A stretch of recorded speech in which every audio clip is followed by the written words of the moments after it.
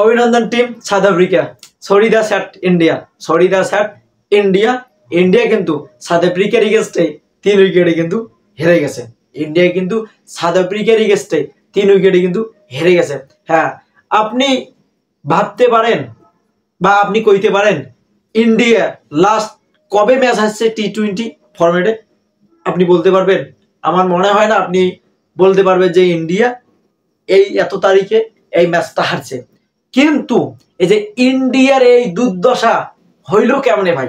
India একটা big team, ওয়ার্ল্ডের big team, তারা টি-20 ওয়ার্ল্ড কাপ চ্যাম্পিয়ন, তারা ডিপেন্ডেন্ট চ্যাম্পিয়ন, কিন্তু তারাই দিন শেষে ম্যাচ হারতেছে কেন? তারা টেস্টে ম্যাচ হারলো, আবার তারা আজকে সাউথ আফ্রিকার এগেইনস্টে 4 ম্যাচের সিরিজের প্রথম ম্যাচটা তারা জিতছে, আবার দ্বিতীয় ম্যাচটা আজকে সাউথ আফ্রিকা কিন্তু জিতে নিয়েছে। এই সাউথ আফ্রিকার এগেইনস্টে টিম ইন্ডিয়ার কিন্তু বিশ্বকাপ টি-20 যে ফাইনাল ম্যাচটা ছিল তাদের এগেইনস্টেই ছিল, ইন্ডিয়া কিন্তু তাদেরকে হারিয়ে দিয়ে কিন্তু কাপটা নিয়েছে। ইন্ডিয়া প্রথমে ব্যাটিং করে 125 রান টার্গেট দিচ্ছে, এটা কিন্তু সম্মানজনক রান না।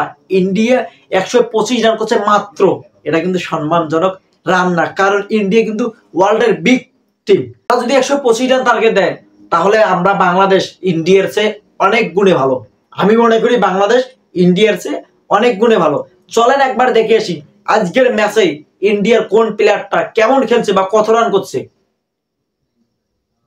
সঞ্জু স্যামসন মামা 0 রান করছে। অভিষেক শর্মা 4 রান করছে। সূর্য কুমার 4 রান। তিলক বর্মা 20, অক্ষর প্যাটেল 27 রান করছে। এবং হার্দিক পান্ডিয়া, এই যে হার্দিক পান্ডিয়া 45 বলে 39 রান করছে। এবং মামা শেষ পর্যন্ত যথেষ্ট লেভেলের স্ট্রাগল করার চেষ্টা করছে, কিন্তু বলে ব্যাটে কানেকশন হয় নাই। আমি ভাবতেছি হয়তো হার্দিক পান্ডিয়া ভালো কিছু একটা করতে পারবে, কিন্তু না, দিন শেষে হার্দিক পান্ডিয়ার কত খেলবে? মামা যথেষ্ট রান করছে, 39 রান কিন্তু করে ফেলছে।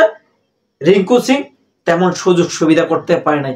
এই যে রিঙ্কু সিং ভালো খেলে মানি, কিন্তু আজকে ভারতের জন্য এই দিনটা ছিল না, আজকে ছিল সাউথ আফ্রিকার জন্য এই দিনটা। সাউথ আফ্রিকার বোলিং গুলো যথেষ্ট লেভেলে স্ট্রাগল করছে। আমি মনে করি সাউথ আফ্রিকার বোলিং গুলো যথেষ্ট লেভেলে স্ট্রাগল করছে। তারা দেখেন এই আজকে টি-20 ম্যাচ মানে ইন্ডিয়ার সাথে যদি কেউ যদি টি-20 ম্যাচ খেলে তাহলে সেটা ধরে নিতে হবে 200+ রান টার্গেট হয়। অথচ সাউথ আফ্রিকার বোলিং গুলো 124 রানে আটকে দিছে, মানে 125 রান টার্গেট। তাহলে দেখেন অ্যামাজিং বোলিং করছে this is man south Africa. South আফ্রিকার যে অ্যাগ্রেসিভ মুড নিয়ে বোলিং করছে, মনে হচ্ছিল তারা গত ম্যাচে যেমন সাউথ আফ্রিকাকে হারিয়ে দিয়েছে ইন্ডিয়া, তারা ওটা প্রতিশোধ নিল। আমি মনে করি এটা প্রতিশোধ নিল। তবে সিরিজ 4 ম্যাচের সিরিজ 1-1 বর্তমান হয়ে গেছে এবং আরো 2টা ম্যাচ আছে, এখনো সিরিজ জিতার সুযোগ আছে টিম সাউথ আফ্রিকার। চলেন আমরা এবার টিম সাউথ আফ্রিকার ব্যাটিং লাইন আপটা দেখে আসি। হেনড্রিক্স, মার্করাম তারা চেষ্টা করছে, তারা ম্যাচে যথেষ্ট রকমের চেষ্টা করছে, তারা কিন্তু ম্যাচটা বের করে দিতে পারে নাই। স্টাফস যথেষ্ট লেভেলের চেষ্টা করছে, শেষ পর্যন্ত কিন্তু বাউন্ডারি মারি ম্যাচটা ব্যাকে দিছে। এবং স্টাফসের সাথে যে পার্টনারশিপ দিবে সেরকম কিন্তু প্লেয়ার ছিল না আজকে, সেরকম কিন্তু প্লেয়ার ছিল না। এই যে ক্লাসেন আউট হয়ে গেল, তারপরে ছিল কোয়ার্টজি। এই যে কোয়ার্টজি এবং স্টাফস যে পার্টনারশিপটা দিল, এই পার্টনারশিপটা না হলে হয়তো আজকে একটা দুর্ঘটনা ঘটতো সাউথ আফ্রিকার জন্য। এই যে কোয়ার্টজি, হরদীপ সিং, হার্দিক পান্ডিয়া মারি প্যাকেট বানিয়ে দিছে, তাদেরকে মারি প্যাকেট বানিয়ে দিছে। বিশেষ করে টিম ইন্ডিয়ার স্পিনার যে ডিপার্টমেন্টটা আছে তারা যথেষ্ট ভালো বোলিং করছে আমি মনে করি, এবং ফাস্ট বোলিং গুলো তেমন কাজ করতে পারে নাই। এই ম্যাচটা আপনি একটা জিনিস চিন্তা করেন, ইন্ডিয়া কত বড় একটা লিজেন্ড টিম, যে এই ম্যাচটা 125 রান টার্গেট দিয়ে 19 ওভার পর্যন্ত ওপেনিং টিমকে খেলতে হয়েছে। ওপেনিং টিমকে 19 ওভার পর্যন্ত কিন্তু খেলিয়ে ম্যাচটা জিততে হয়েছে। আপনি চিন্তা করেন যে সূর্য কুমারের যে ক্যাপ্টেন্সি, সে কিভাবে ক্যাপ্টেন্সিটা পালন করে।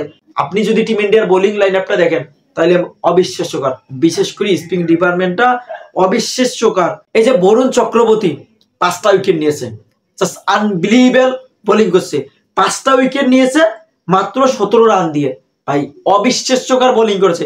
যদিও তারা ম্যাচ হারছে, এখানে কোনো দুঃখ পাওয়ার মতো কোনো কিছুই ঘটে নাই, কারণ ইন্ডিয়া যথেষ্ট লেভেলের চেষ্টা করছে। টিম ইন্ডিয়ার জন্য অনেক অনেক শুভকামনা।